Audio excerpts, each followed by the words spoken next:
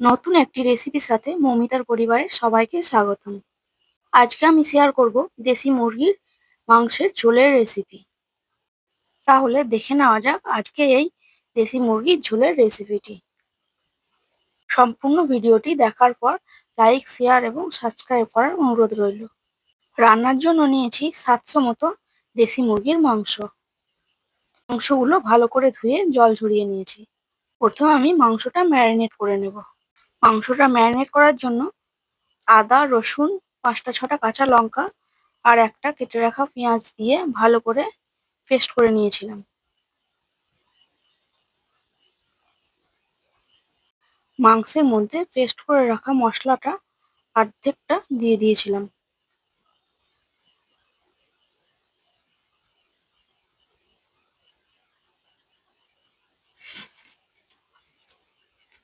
আর দিয়েছিলাম 1 চা চামচ হলুদ,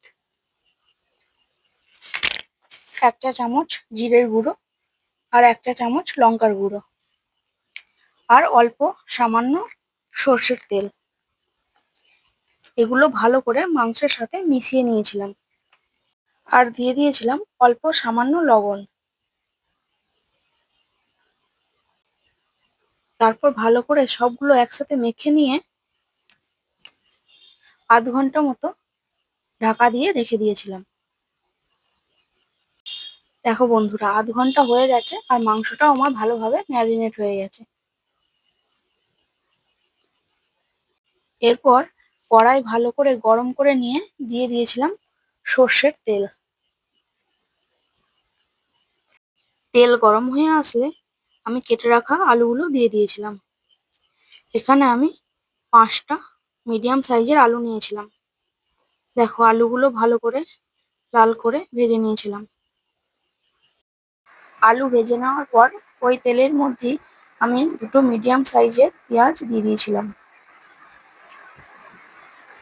আমি এখানে রান্নাটা কোনো ফোড়ন ছাড়াই করব, তাই তেলের মধ্যে কোনো ফোড়ন না দিয়েই পেঁয়াজগুলো দিয়ে দিয়েছিলাম। পেঁয়াজগুলো দেখো আমার ভালো করে ভাজা হয়ে এসেছে। এখন আমি দিয়ে দেব আদা, রসুন, পেঁয়াজ, কাঁচা লঙ্কা বাটা।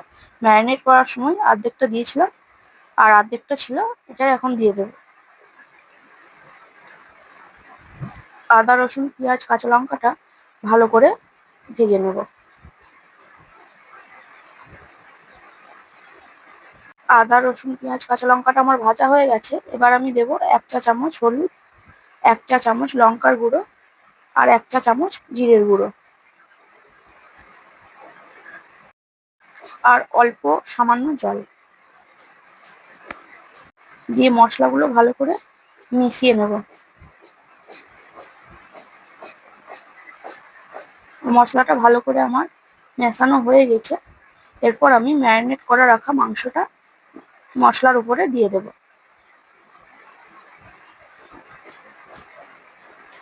তারপর মশলা আর ম্যারিনেট করা মাংস একসাথে মিশিয়ে নেব।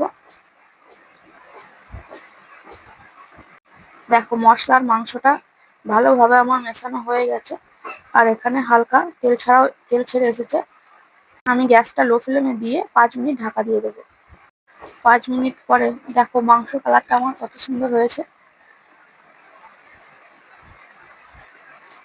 আমার ভিডিও যদি তোমাদের ভালো লাগে তো অবশ্যই একটা লাইক দিয়ে পাশে থাকবে। তো দেখো ভেজে রাখা আলুগুলো মাংসের মধ্যে দিয়ে দিলাম।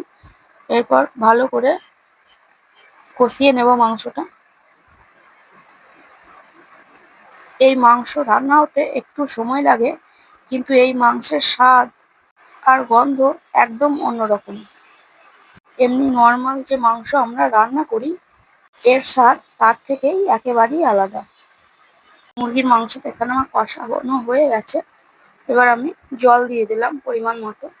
এটা যেহেতু ঝোল হবে তাই জলের পরিমাণটা একটু বেশি দিয়েছিলাম।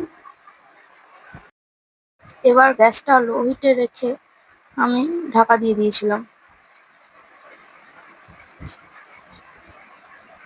আধা ঘন্টার জন্য। আধা ঘন্টা পর দেখো মাংসটা প্রায় আমার হয়েই এসেছে। তো এবার আমি গ্যাসটা হাই হিটে দিয়ে আবারও 5 মিনিট ফুটিয়ে নিয়েছিলাম। দেখো এখানে আমাদের আজকের রেসিপি মুরগির মাংসের ঝোল রেডি। তাহলে আবার চলে আসবো অন্য কোনো দিন অন্য কোনো ভিডিও নিয়ে।